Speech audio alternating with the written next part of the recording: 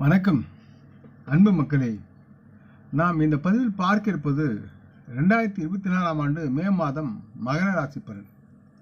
இந்த சித்திரை மாதம் 18ஆம் தேதி புதன்கிழமை முதல் வைகாசி மாதம் 18ஆம் தேதி வெள்ளிக்கிழமை வரை உள்ள மே மாத மகர ராசி பலன்களை பற்றி விரிவாக பார்ப்போம். மே மாதம் 16ஆம் தேதி செவ்வாய்க்கிழமை அன்று தமிழ் மாதமான வைகாசி மாதம் பிறக்கிறது. இந்த மே மாதம் மகர ராசியில் பிறந்தவர்களுக்கு இந்த மே மாதம் மிகவும் சாதகமான ஒரு பலனை தரக்கூடிய மாதமாக இருக்கிறது. மகர ராசி மக்களுக்கு துணிச்சல் மற்றும் தைரியம் இந்த நேரத்தில் அதிகரிக்கும். இருப்பினும் தாங்கள் தேவையற்ற சண்டையில் ஈடுபடுவதை தவிர்க்க முயற்சி செய்யுங்கள். இல்லையெனில் அதனால் உங்களுக்கு நஷ்டத்தை ஏற்படுத்தி மனம் வருந்தச் செய்வீர்கள். மகர ராசி மக்களின் குடும்ப வாழ்க்கையில் அமைதியும் மகிழ்ச்சியும் நிலவும். வீட்டில் சொத்து வாகனம் வாங்குவது மகிழ்ச்சியை தரும். மகர ராசி மக்களின் நிதிநிலை சீராக இருக்கும் மற்றும் இவர்களின் ஆரோக்கியம் பெரிய அளவில் இவர்களுக்கு சாதகமாக ஒத்துழைக்கும். சிறிய பிரச்சனை தவிர பெரிய பிரச்சனைகள் ஏதும் உங்களை தொந்தரவு செய்யாது. இந்த நேரத்தில் மகர ராசி மக்களின் தொழில் ரீதியாக இந்த மாதம் நன்றாக இருக்கும். பணிபுரியும் மகர ராசி மக்களுக்கு இவர்களின் பணியிடத்தில் தகுந்த வெகுமதிகள் மற்றும் மதிப்பும் கிடைக்கும். மேலும் வேலை செய்யும் பணித்துறையில் மன ரீதியாகவும் ஆர்வமுடனும் இவர்கள் ஈடுபடுவார்கள். மகர ராசி மக்களின் சுற்றுப்புறத்தில் ஒரு ஆதரவான சூழலை பெறுவீர்கள். மேலும் மகர ராசி வணிகர்களும் சாதகமான முடிவுகளை பெற்று ஆதாயத்தை பெற்று நலமுடன் வாழ்வார்கள். அரசு துறையில் ஈடுபடும் மகர ராசி மக்களுக்கு நல்ல லாபம் கிடைக்கும். மகர ராசி மாணவர்களுக்கு இந்த மாதம் சாதகமாக இருக்கிறது. மகர ராசி மக்களின் குடும்பச் சூழல் உங்கள் படிப்புக்கு உறுதுணையாக இருக்கும். உங்கள் காதல் உறவில் தீவிரம் இருக்கும் மற்றும் ஒருவருக்கொருவர் காதல் உணர்வை வளர்க்கும் நிலையில் ஆர்வமுடன் முந்தி செயல்படுவீர்கள். மகர ராசி மக்களின் திருமண வாழ்க்கையில் மிகுந்த மகிழ்ச்சியும் வாழ்க்கை துணைவர்களிடையே விரைவான ஒருங்கிணைப்பும் கருத்து ஒற்றுமையும் மேலோங்கி இருக்கும். வெளியூர் பயணம் மேற்கொள்ள விரும்பும் மகர ராசி மக்கள் சிறிது காலம் அதற்காக காத்திருக்க வேண்டும். மேலும் ஒட்டுமொத்த செலவினை கட்டுப்படுத்துவதன் மூலம் உங்களின் பொருளாதார நிதி நிலையை மேம்படுத்த முடியும். மகர ராசி மக்களின் தொழில் பற்றி பார்க்கும் பொழுது இந்த மாதம் மிகவும் சாதகமாக இருக்கிறது.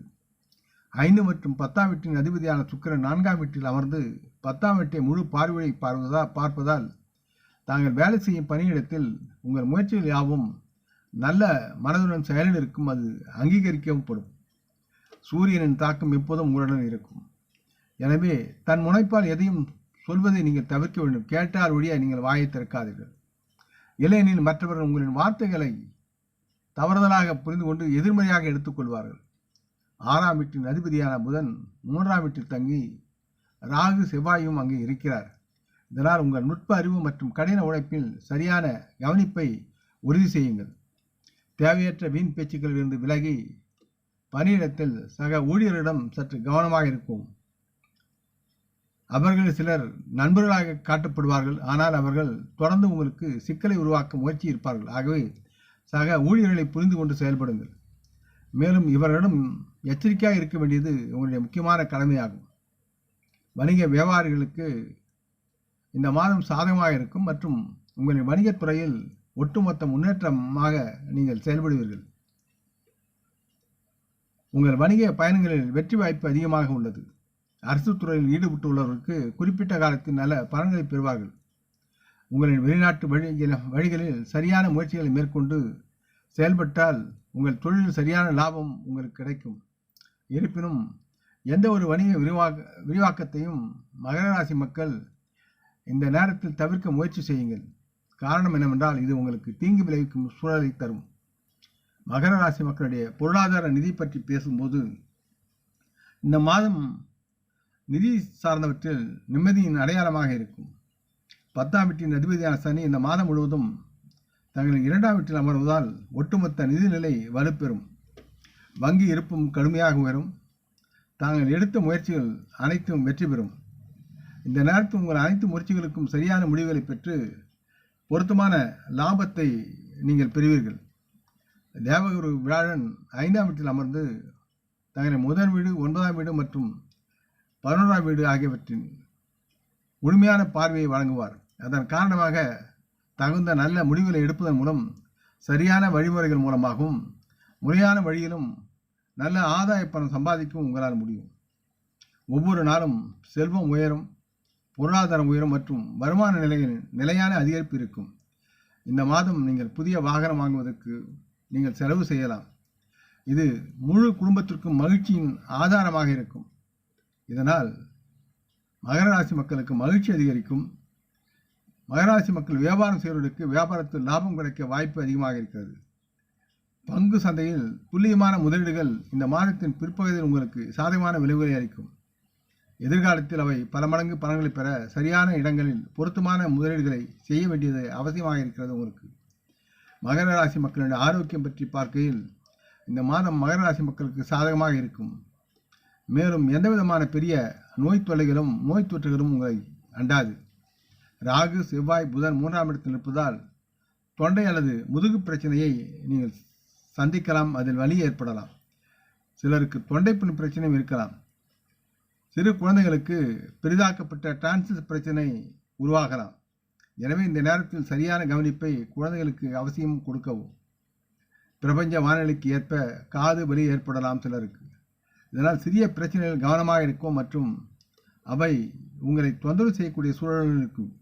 எனவே மகர ராசி மக்கள் தேக நலம் சார்ந்து கவனமாக இருக்க வேண்டும். இந்த நேரத்தில் தினமும் தியானம் செய்யுங்கள். அது தங்களின் மன அழுத்தத்தை சமாளிக்க உதவும். மே 10ஆம் தேதி புதன் 4ஆம் வீட்டிற்கு வருவதால் நிறைய ஆரோக்கிய முன்னேற்றங்கள் உங்களுக்கு இருக்கும். குறுகிய பயணங்களின் போது சற்று கவனமாக இருக்க வேண்டியது அவசியம். மேலும் அது உங்கள் ஆரோக்கியத்திற்கு நல்லது மற்றும் கெட்டது பற்றி மறந்துவிடாதீர்கள். நண்பர்களுடன் மகிழ்ச்சியாக இருக்க வேண்டாம். இவற்றை கவனித்துக் கொண்டால் உங்கள் ஆரோக்கியம் சீராக இருக்கும். மகர ராசி மக்களின் காதல், திருமணம், தனிப்பட்ட உறவுகள் பற்றி பார்க்கும்போது மகர ராசி மக்களுக்கு இந்த மாதம் இனிப்பாக இருக்கும். தேவகுரு வியாழன் 5ஆம் வீட்டில் அமர்ந்து 4ஆம் வீட்டில் சுக்கிரன் அமையும் இந்த நேரத்தில் உங்கள் திருமணமான சூழலை செழித்து மலரச் செய்யும் மற்றும் வியாழனின் ஆசீர்வாதம் உங்கள் அன்பில் எழுச்சியை உறுதி செய்யும் மற்றும் உங்கள் பொறுப்புகளை புரிந்து கொண்டு நலமுடன் செயல்பட்டு மகிழ்ந்து வாழ்வீர்கள். மகர ராசி மக்கள் தங்கள் காதல் மற்றும் திருமண உறவுக்கு முக்கியத்துவம் கொடுப்பார்கள் மற்றும் தங்கள் காதலியை தங்கள் வாழ்க்கையின் முக்கிய அங்கமாக கருதக்கூடியவர்கள் மகர ராசி மக்கள். இதனால் இவர்களின் ஆதரவுடன் வாழ்க்கையில் முன்னேறுவார்கள். மே 19 அன்று சுக்கிரன் தனது சொந்த ராசி அடையாளமான 5ஆவது வீட்டில் நுழைகிறார். இதனால் உங்கள் அன்பில் புதிய ஆர்வத்தையும் உற்சாகத்தையும் நிரப்பக்கூடிய தன்மையில் இருப்பீர்கள். மகர ராசி மக்கள் பூந்தோட்டங்கள், அதை பார்வையிடுதல், மற்றவர்களுக்கு உதவுதல், சிறந்த யாத்திரைத்தலங்களை பார்வையிடுதல் மற்றும் அழகான இடங்களுக்கு விரும்பத்தக்க பயணங்களை மேற்கொள்வது போன்ற பல்வேறு விஷயங்களை ஒன்றாக செய்வதற்கான வாய்ப்புகள் அதிகரிக்கின்றன. அதற்குரிய திட்டங்களை நீங்கள் வகுத்து செயல்படக்கூடிய தன்மையும் இருக்கிறது. மகர ராசி மக்களின் திருமண வாழ்க்கையில் உள்ளவர்களுக்கு இந்த மாதம் நன்றாக இருக்கும். இவர்கள் தங்கள் மன அழுத்தத்தை ஒதுக்கி வைத்து தங்கள் வாழ்க்கையில் பங்கு கொண்டு அதில் உள்ள வாழ்க்கை துணையின் முக்கியத்துவத்தை உணர்ந்து அவர்கள் மேல் உள்ள அன்பை அதிகரிக்க வேண்டும். இது உங்களுக்கும் பங்குதாருக்கும் இடையே உள்ள பிரச்சனைகளை தீர்க்க மற்றும் உறவும் சிறந்த முறையில் முன்னேறும். நீங்கள் ஒருவருக்கொருவர் அதிக முக்கியத்துவம் கொடுக்கும்போது பிரகாசமான உறவுக்கான வாய்ப்புகள் அதிகரிக்கிறது. பிறர் சொல்வதை கேட்டு தங்களின் வெளிமண்டத்தை கெடுக்காமல் இருப்பது நன்மையை பயக்கும். உங்களுடைய சொந்த அறிவை பயன்படுத்துங்கள். யாரும் எதையும் சொல்லி உங்களை திசை திருப்ப வேண்டாம். அதில் நீங்கள் கட்டுக்கோப்புடனும் சூழலை புரிந்தும் வளர வேண்டிய செயல்பட வேண்டிய அக்கறை இருக்கிறது என்பதை உணர்ந்து செயல்படுங்கள். மகர ராசி மக்களின் குடும்ப உறவுகள், குடும்ப வாழ்க்கைக்கு ஏற்ற மாதம் இந்த மாதமாக இருக்கிறது. ராசி அதிபதி சனி 2ஆம் வீட்டில் இருப்பதால் குடும்பத்தில் வீட்டு வருமானம் உயரும். அது மட்டுமின்றி குடும்ப உறுப்பினர்கள் மற்றும் வயதானவர்களின் ஆதரவு எப்போதும் உங்களுக்கு இருக்கும். இந்த அதிபதியின் வழிகாட்டுதலால் குடும்பத்தில் முன்னேற்றம் ஏற்படும். 2ஆவது வீட்டில் சனியின் இருப்பு சில நேரங்களில் மகர ராசி மக்களுக்கு கசப்பான விஷயங்களை உறுதி செய்யும்.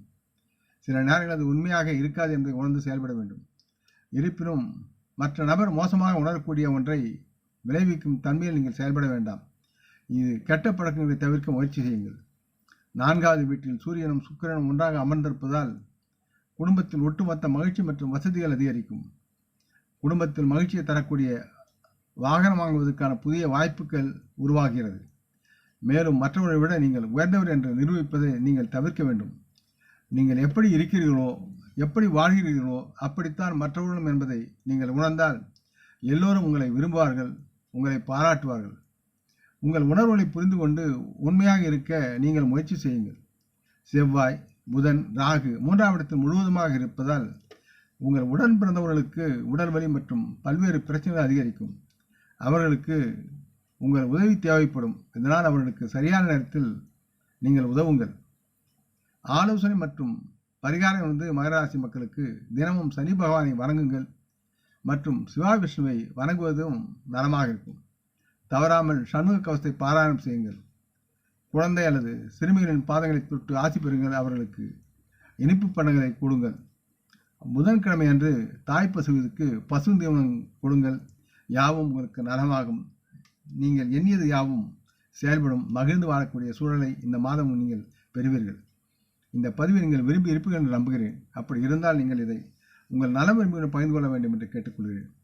நாம் முன்னோர்களை மனம் வந்து போற்றுவோம். இந்த பதிவை லைக் செய்து சப்ஸ்கிரைப் செய்து மற்றவருக்கும் பகிரும் நண்பர்கள் யாவரும் வளமுடன் நலமாக தேக திலகாத்திர ஆயுள் ஆரோக்கியத்துடன் சகலவிதமான தன தானிய ஆபராணி ஐஸ்வரனை பெற்று சர்வ காரிய ஜெயத்துடன் வாழ்வாங்க வாழ வேண்டும் என்று இறைவன் பாதம் பணிகிறேன். வணக்கம். நன்றி.